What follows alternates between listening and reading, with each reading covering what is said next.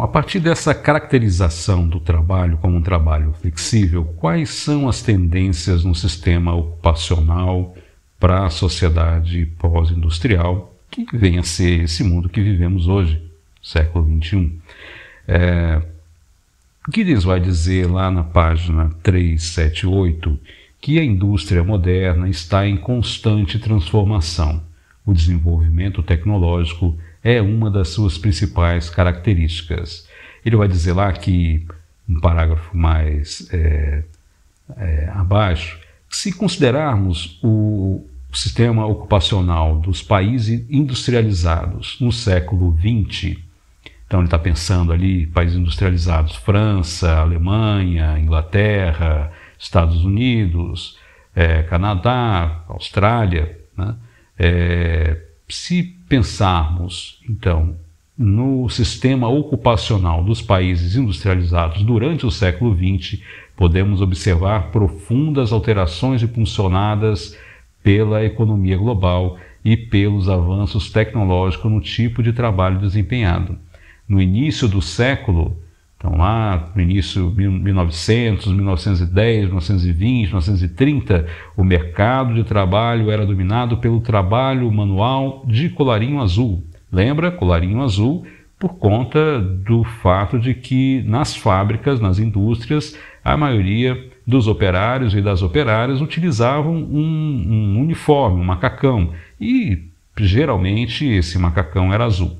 Colarinho branco se refere à gola da camisa das pessoas que trabalhavam na administração, né? Então, geralmente, a gola que vai a gravata, ou as mulheres também, quando utilizavam, geralmente a roupa tinha uma gola, e geralmente gola branca. No geral, né? Não era um uniforme, mas era uma tendência. Então, daí convencionou-se chamar colarinho branco para trabalhadores administrativos, gerenciais, colarinho azul para quem trabalha, faz trabalho manual, trabalho operário, trabalho no chão de fábrica, né? Então ele vai dizer lá que no início do século o mercado de trabalho era dominado pelo trabalho manual de colarinho azul, tendência que posteriormente viria a sofrer uma inversão no sentido do crescimento do trabalho de colarinho branco no setor de serviços. Ele mostra lá as figuras 13.1 e 13.2 para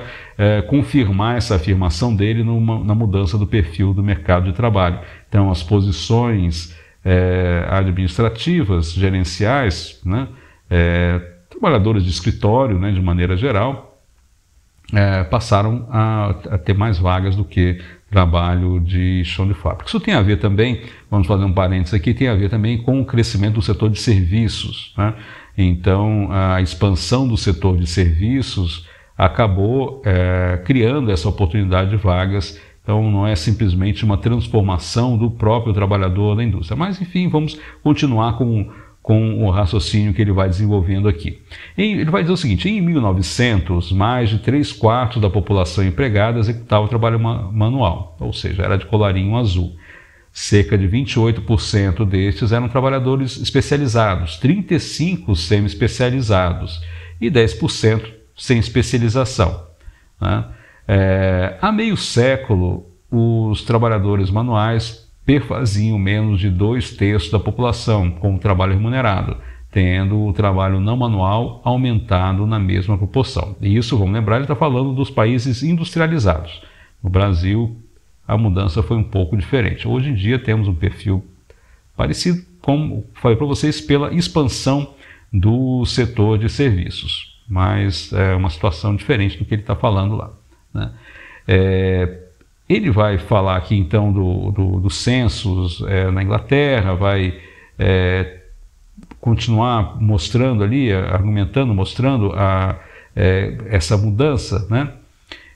E para chegar no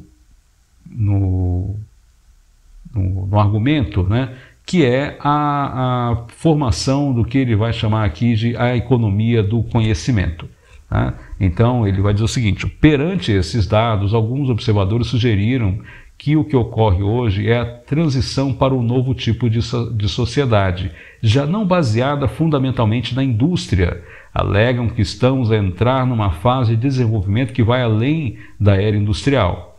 Tem sido utilizado uma variedade de termos para caracterizar essa nova ordem, né, como vimos também lá com o texto Bauman, né, que dá outro nome para isso, como sociedade pós-industrial, era da informação, nova economia. O Bauman, no texto que nós vimos, chamou de sociedade do consumo, né?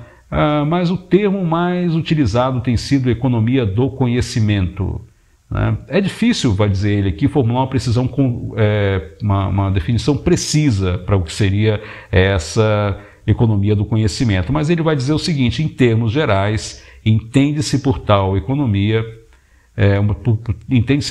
uma economia no qual as ideias, a informação e as formas de conhecimento sustentam a inovação e o crescimento econômico. Uma economia do conhecimento é aquela em que grande parte da força de trabalho está envolvida não na produção material ou distribuição de bens, mas na sua concepção, desenvolvimento, tecnologia, marketing, venda e serviços. Esses empregados podem ser denominados como trabalhadores do conhecimento na economia do conhecimento. Então, essa é a ideia que ele vai trazer aqui, né, para a gente. Vai fazer uma pergunta lá, né, estamos na página 380. Até que ponto se encontra difundida a economia do conhecimento no início do século XXI? Então ele está escrevendo lá em 2001, nós já estamos em 2020, né? Então nós já sabemos que essas características se consolidaram mais. O nome pode não ser esse, economia do conhecimento, mas há de fato, uma mudança, né? Uma mudança no sentido de se dar um peso maior, que não era dado antes. Talvez não uma substituição, é um tema aí para a gente discutir, vamos refletir se há de fato uma substituição da indústria pelo conhecimento, mas com certeza o conhecimento tem um peso hoje muito maior, e isso é um fato, do que tinha anteriormente. Peso no sentido de envolver pessoas, das pessoas se dedicarem, a se formarem, a trabalhar nesse setor, oferecer vagas, gerar riqueza, gerar emprego, né? Então é um setor bastante dinâmico, né? O setor da economia de conhecimento, né? Essa ideia então que ele vai trazer, né, então nós temos lá no primeiro momento a ideia: o trabalho geral sofreu uma flexibilização, essa flexibilização traz mais oportunidades, mas mais insegurança. Há uma mudança no perfil, na estrutura ocupacional dos países, então uma mudança, então mais vagas sendo ofertadas no mercado de trabalho para o que é chamado aqui no texto então de trabalhadores de colarinho branco, em vez de trabalhadoras e trabalhadores de colarinho azul, né, de trabalhos manuais. Então a formação qualificada passou a ser ter mais vagas, né?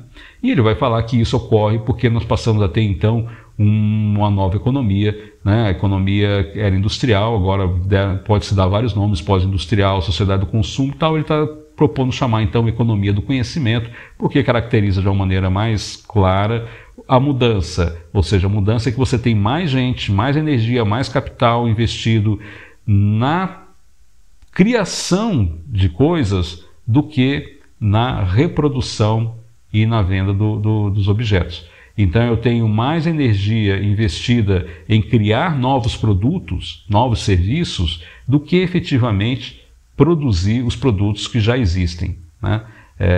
Então a energia criativa ela gera mais, tem gerado mais mobilização, né, de pessoas, né, vagas e investimento, né? Então essa é a ideia, que vai culminar um pouco com o que a gente chama hoje com a economia da inovação, a ideia das startups, né, de você ter a inovação como um foco motor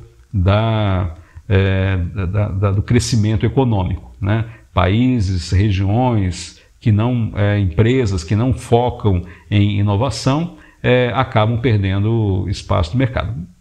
Mais ou menos dentro dessa visão aqui que o Giddens está apresentando para a gente. Vamos ver na sequência, próximo áudio, a questão sobre a divisão do trabalho, que é outro conceito muito importante para a gente entender a estruturação da sociedade a partir do trabalho.